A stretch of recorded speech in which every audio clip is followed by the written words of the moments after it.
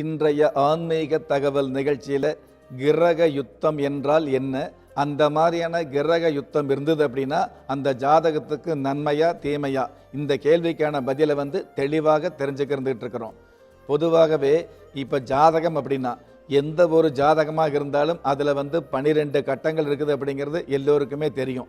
அந்த 12 கட்டங்களுக்குள்ள 9 கிரகங்கள் இருந்துகிட்டு இருக்கும். அதனால தான் நவ கிரகங்கள். கிரகங்களுக்கு நவ அப்படிங்கிற 9 கிரகங்கள் அந்த நவ கிரகங்கள் அப்படிங்கிற பெயரே பார்த்தீங்கன்னா 9 கிரகங்கள் அப்படிங்கிற விஷயத்தை குறிக்கிறதுக்காகத்தான் நவ கிரகங்கள் அப்படிங்கிற பெயர் இருந்துகிட்டு இருக்குது. அந்த வகையில் 12 கட்டங்களுக்குள்ள 9 கிரகங்கள் அடங்கித்தான் இருந்தாகணும். அந்த மாதிரி எந்த ஒரு ஜாதகமாக இருந்தாலும் ஒரு சில ஜாதகத்துக்கு பார்த்தீங்க அப்படின்னா ஒரு ராசியில் ஒரு கிரகம், அடுத்த ஒரு ராசியில் இன்னொரு கிரகம், ஒரு 2 ராசி தணிஞ்சு இன்னொரு ராசியில் மற்றொரு கிரகம், இந்த மாதிரி 12 ராசிகளில் ஆங்காங்கே இந்த 9 கிரகங்கள் சிதறி இருந்துகிட்டு இருக்கும். பொதுவாகவே ஒரே ராசி கட்டத்தில் ஒரு கிரகம் இருந்தால் நல்லது அப்படிங்கிறத விட 2 கிரகம் இருக்கும் பொழுது அந்த 2 கிரகம் சேரும் பொழுது அந்த நல்லது அப்படிங்கிறத விட ஒரு யோகம் கிடைச்சிருது அப்படிங்கிறது தான் உண்மையான விஷயமா இருந்துட்டு இருக்கும்.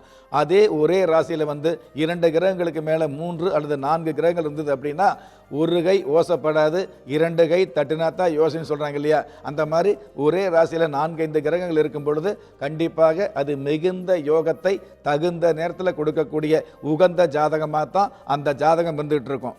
ஆனால் அந்த 3 அல்லது 4 கிரகங்கள் முழுமையான சுப கிரகங்களாக இருந்துகிட்டு இருக்கணும் அல்லது முழுமையான பாப கிரகங்களாக இருந்துகிட்டு இருக்கணும்.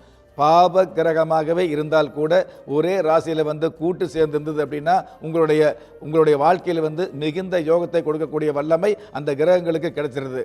ஆனால் ஒரே ராசியில் பாப கிரகங்களும் அதே சமயத்தில் சுப கிரகங்களும் சேர்ந்திருந்தது அப்படின்னா அதுதான் அந்த பாபரும் சுபரும் நட்பாக இருக்க மாட்டாங்க.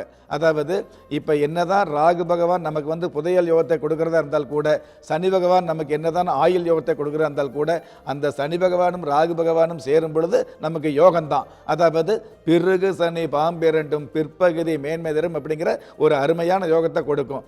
ஆனால் அதே ராகு பகவானோடு அதாவது குரு பகவான் சேருவது அல்லது அதே ராகு பகவானோடு செவ்வாய் பகவான் சேருவது, இந்த மாதிரி இந்த பாவ கிரகங்களுக்கு மத்தியில் அதாவது சுப கிரகங்களும் பாவ கிரகங்களும் சேர்ந்து இருந்தது அப்படின்னா என்னைக்குமே நல்லவங்க நல்லவங்களோட சேருவாங்க, கெட்டவங்க கெட்டவங்களோட தான் சேருவாங்க.